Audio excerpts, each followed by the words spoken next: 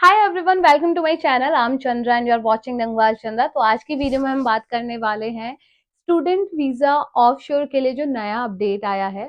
तो guys, in general बोलूं तो अभी ऑस्ट्रेलियन गवर्नमेंट ने एक नया रूल या नई पॉलिसी आप कह सकते हो वो अप्लाई करी है। So this is basically prioritisation system for the offshore Australian study visa for all the students. But अभी भी आप अगर आप वीजा फाइल करोगे तो वहां पे एक प्रायोरिटी सेट हो जाएगी कि आपका वीजा प्रायोरिटी 1 में फॉल करता है या प्रायोरिटी 2 में फॉल करता है।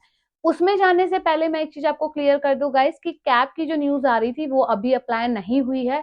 तो फील फ्री अबाउट इट। तो ये कोई भी बैड न्यूज नहीं है, ये गुड न्यूज ही है आप सभी के लिए कि अभी कैप नहीं लगी हुई है। तो आपको अगर टेंशन था कि कैप लग गई है, लिमिटेड स्टूडेंट्स होंगे, तो ऐसा कुछ भी नहीं होने वाला फिलहाल के लिए।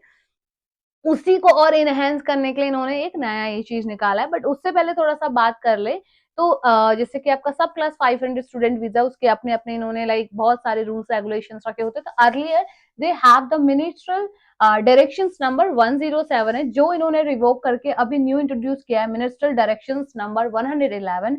आई वुड रिकमेंड ये पीडीएफ को आप पूरा पढ़ लेना। I will tell you what it is exactly. तो आप चेक कर सकते हो इन्होंने क्या करा है। वन MD 107 को रिप्लेस कर दिया है with MD 111। And the why reason behind is guys, ये चाहते हैं कि अब जो भी वीजास हो, जो भी एप्लीकेशन आए, वो एक जेन्युइन तरीके से आए, just to make a proper balance on all the offshore student application. तो गाइज यहाँ पे क्या होने वाला है, सबसे पहले कि जब भी बच्चा अपने पहले वीजास फाइल करता था तो कुछ भी ऐसे प्रायोरिटीज नहीं सेट होती थी, तो आपको नहीं पता चलता था कि वीजास कब आने वाला। बट अब ऐसा नहीं होगा। They have set the priority for the P1 and P2। I would से आप एक बार ये चेक कर लेना अपना MD11, MD11, MD111 and MD107। वैसे 107 रिवोक हो चुका है। तो अगर अभी हम बात करें तो प्रायोरिटी 1 में इन्होंने दे हैव मेंशन क्लियरली कि priority 1 is the higher level visa will move faster through the processing relative to the priority 2 and standard MD111 is not a cap। यहाँ आप चेक कर सकते हो, they have clearly mentioned कि MD111 is not a cap, nor does it set the criteria to approve or refuse a student application। तो ये काफी ज्यादा यहाँ पे आपको एक रिलैक्सेशन है। And they have also mentioned here is guys, the department will continue to prioritise the offshore student applications. तो अब जो भी अब एप्लीकेशंस इंडिया से बाहर हो, जब आपको फर्स्ट टाइम वीजा लगाना है तो उस टाइम पे ये जरूर होगा कि 2025 जैसे शुरू हो चुका है कि आपका वीजा प्रायोरिटी 1 में जाएगा, प्रायोरिटी 2 में जाएगा। ये वेबसाइट जो है, मैं इसका लिंक आपको डिस्क्रिप्शन में दे दूंगी, आप चेक कर सकते हो। प्रॉपर ये होम अफेयर्स की वेबसाइट है, वहां से ही आपको डिटेलिंग मिलेगी। और बाकी द इंफॉर्मेशन इज सेम, फिर भी आई वुड रिकमेंड आप खुद से जाके भी क्रॉस चेक कर लेना। तो बात कर लेते हैं who is eligible for the priority 1 high visa processing. तो अब ये भी प्रॉब्लम होगा कि वीजा जब हम लॉन्च कर रहे हैं P1 में कौन फॉल करेगा, P2 में फॉल करेगा। तो गाइस, P1 में यहाँ पे वो बच्चे फॉल करने वाले हैं। पहले तो P1 क्या आपका हायर प्रोसेसिंग वीजा है, मतलब हायर प्रायोरिटी पे है। तो higher processing will apply to the student application associated with the provider. यहाँ पे आपका एप्लीकेशन प्रोवाइडर बहुत ही ज्यादा इंपॉर्टेंट है। सॉरी, यहाँ पे आपका जो एजुकेशन प्रोवाइडर है वो बहुत ही ज्यादा इंपॉर्टेंट रोल प्ले करता है। तो यहाँ पे अगर आपका provider who have not yet reach with the prioritisation threshold which is 80% of their 2025 inductive allocation of new overseas student commencements in the higher education and the vocational education training sectors। तो in the सी अगर मैं आपको इसको बहुत सीधे से बताऊं, अगर आप हायर एजुकेशन, वोकेशनल एजुकेशन और ट्रेनिंग सेक्टर में आ रहे हैं और जो आपका प्रोवाइडर है, अगर उसका जो यहाँ पे प्रायोरिटाइजेशन थ्रेशोल्ड है वो 80% से नीचे है फॉर द 2025 इंडक्टिव एलोकेशंस, क्योंकि हर एक प्रोवाइडर का अपना एक एलोकेशन होता है for new overseas student commitment. तो अगर ये 80% से नीचे है तो well and good, you are in the P1। अगर नहीं है तो आप P2 में हो।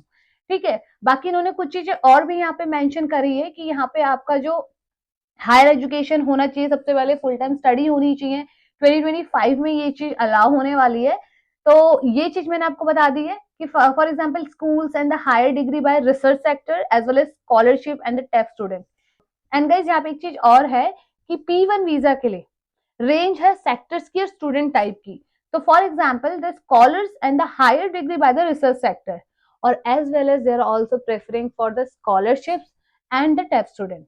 और वो भी स्टूडेंट जो कि आते हैं पैसिफिक एंड टैमिल रेस्ट से। तो ये 2 कंट्रीज से अगर कोई भी स्टूडेंट आ रहा है तब भी आपको यहाँ पे P1 की प्रायोरिटी मिलेगी, और एल्स अगर आप इन सब में फॉल नहीं करते तो वो P2 आएगा। मीन्स अगर आपका एजुकेशन प्रोवाइडर का थ्रेशोल्ड 80% से ऊपर हो चुका है, then you will automatically like comes under priority 2। Slow होगा थोड़ा सा प्रोसेस, बट प्रोसेस स्टॉप और डिले नहीं होगा। और यहाँ पे आपके गाइस मिनिस्ट्रियल डायरेक्शन 111 की पीडीएफ भी दी गई है। I would suggest go and have a look on it. अपने एजेंट से बात कर लो कि एग्जैक्टली लाइक आपने वीजा कब फाइल करना है, कैसे क्या होना है, और जिस यूनिवर्सिटी में आप कर रहे हो वो प्रोवाइडर जो आपका है उसका एग्जैक्टली अभी कितना थ्रेशोल्ड एलोकेशन पहुंच चुका है, क्योंकि मोस्ट प्रोबेबली कोशिश करना कि वो कम हो, 80% से कम हो, तो आपका वीजा आने के चांसेस जल्दी होंगे। तो there is no cap at all.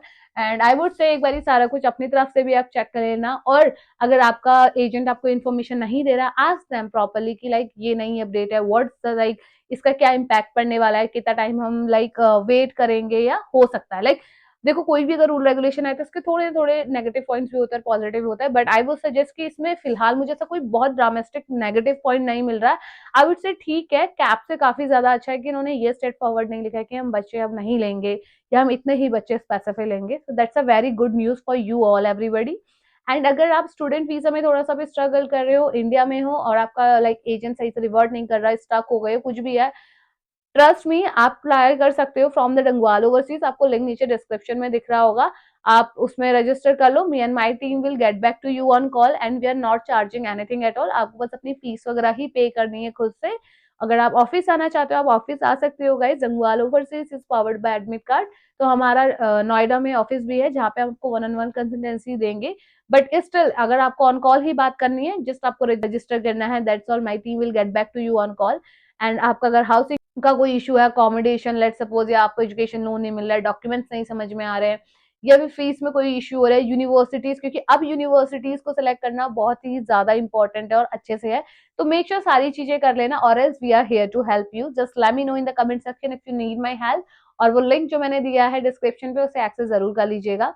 This is the fresh update related to the Australia study visa कि इन्होंने शुरू कर दिया है new prioritization system for the offshore Australian study visa for all the students, but all the very best। डरने की बात नहीं है, you will get all the positive things over there and see you in my next vlog। Have a good day, bye bye।